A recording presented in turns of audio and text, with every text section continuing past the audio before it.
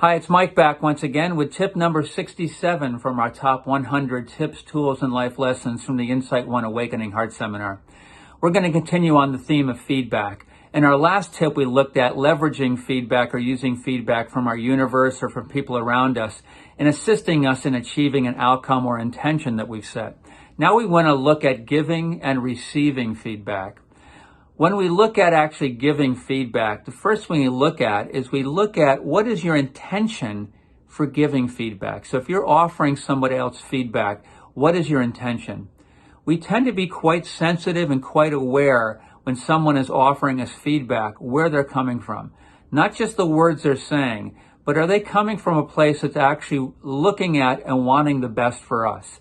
So when you're giving feedback to someone else, let's say especially in a relationship that matters to you, are you really focused on wanting to acknowledge and see the best in somebody else? And one of the best things you can do when giving feedback to someone is acknowledge that. Look for and acknowledge the best in them.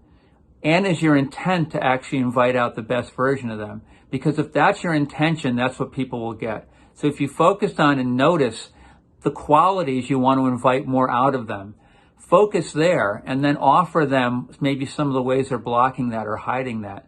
You can begin to see the relationship between feedback here and some of the ways that we hide. So in giving feedback, stop and then notice your intention before you actually give the feedback. Are you focused on who this person really is? Are you focused on inviting forward or inviting out the qualities, the best qualities of who they are? And then maybe offering them some ways in which maybe they limit themselves. Because if you're doing that and you're true about that, they will get your intention of seeing the best in them, your intention of loving them, your intention of wanting the best for them. If you, in fact, are holding any level of judgment or criticism inside of you, they will pick that up immediately. They will sense that and they will pull back, because none of us want to be criticized, which is why on the other side of the coin, when receiving feedback, one of the reasons why many of us have difficulty receiving feedback is we associate it with being criticized. We feel like if we open ourselves up, we're going to be hurt yet again. And so many of us will tend to block the receiving of feedback, even positive feedback, because we're somehow afraid that it's going to hurt us. We're also afraid that maybe it'll challenge our belief system about ourselves. If you remember, if we go back to noticing the games that we play, if I have a belief about myself that somehow I'm not beautiful and someone tells me that I am, that actually can come in a way that can counter my belief.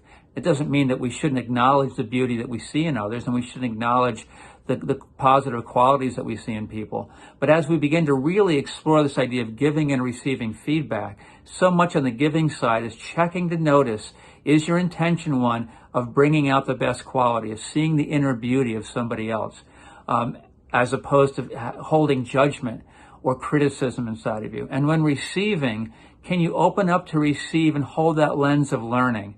And begin to allow in also the feedback that might counter some of your limiting beliefs about yourself. So you can begin to shift those beliefs and recognize that actually who you are is beautiful, is loving, and is powerful.